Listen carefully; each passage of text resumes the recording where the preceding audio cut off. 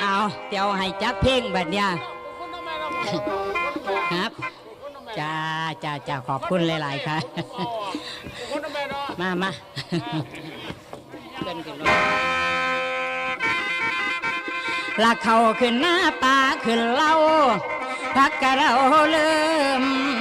สิโปงละไอมีจุดประสงค์ว่าสิมาแจงน้อง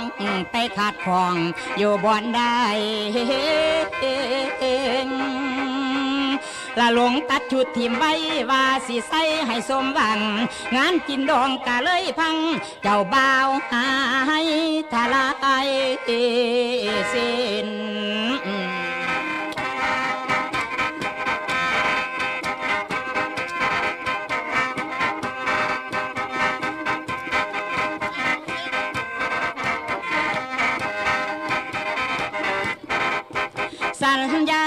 สัญญาให้ปะ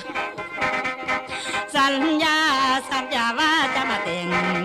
น้องเฝ้าจะแจงข้าวปลาอาหารวันข้าว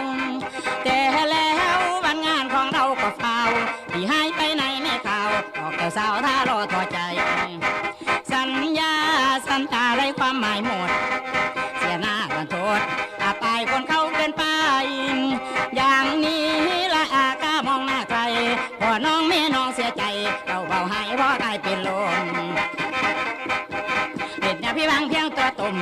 เด็ดนะพี่บางเพียงตัวตุ่มชมความสาวเปลี่ยนก้าวสีห่างความสว่างในตัวได้รอพอเลี้ยวพอเอาคนพี่เป่าหน้าซื้อใจดำน้ำจินตับนับเศร้าเกินลอยม้อยกกไม่คนไปเตียนจองขันไปบ่ห้องกินเลี้ยวเซลนี้หวังดีไม่น่าโกหกเดี๋ยวตกนรกพอคนใจพี่ทะเลมันแล้วจริงจังไม่น่ารัวเลผู้คนมากมายเขาหีอยากกินยาฆ่าตายให้ตรงใจคมก็ห่อนออายใจคมก็ห่อนออายทำร้ายใจน้องให้มุนหมดตาขุนเสียใจพอเจ้าไอ้บ้านหมู่เพื่อนยันเสียหน้านั่นไผว่ามันดีมีความมองมนมั่วหมดบ้านนั่นคงลมสมใจเจ้าบ่าวผู้เฮาปวดเหล่าเสียหน้าสั่งมันความกดดันนุ่มร้อนยืนซ้อมผ้าขวัญใจสั่นจากสีฟันให้มันหมุนหนุ่ยปุยขัดของเจ้าเบาหายเป็นลูกไทยสั่งเด้คุณพี่ลูกไทยสั่งเด้คุณพี่เจอคนใจผีดอกเฮงเป่า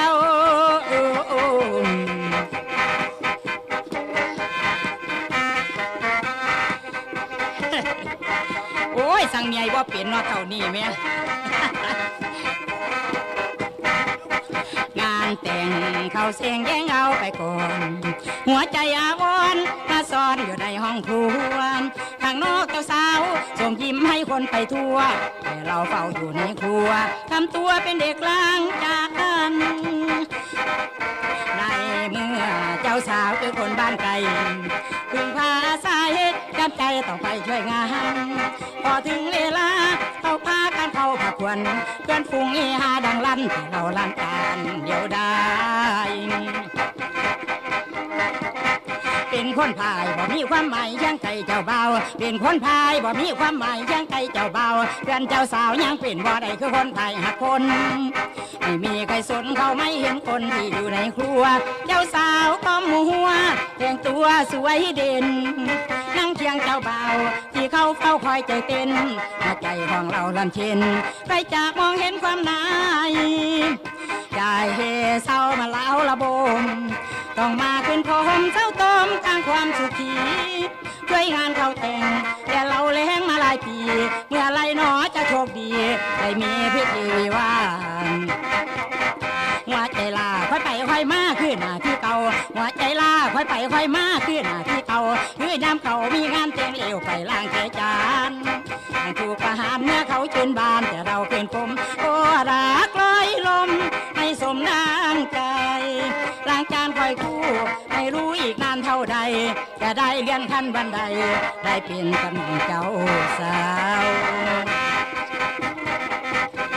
มันเหงาแล้วเห็นเขามีคู่มันเหงาเห็นเขามีคู่ซ้อมดูมีคู่เขามวนเขาผ้าขวัญเสียบเฮตึง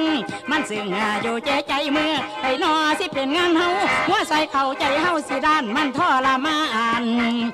จับจานเกย